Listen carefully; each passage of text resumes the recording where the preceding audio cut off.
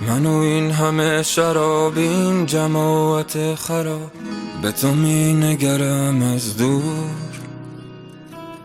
وارد با ناز شد، مردیم و عشق آغاز شد، به تو می نگرم از دور. سوادی ندارم، نیست من در توانم که بخوانم از آن چشمان تو راز تو را. تلخم همچو شراب، تو ببین حال مرا، قدحی پر بکن سر بکش جان مرا. ای عاشق شده این دل، بگو تو میرسی کی که من همیشه مستم. آینه که فردا در تو بینم خودم را، همین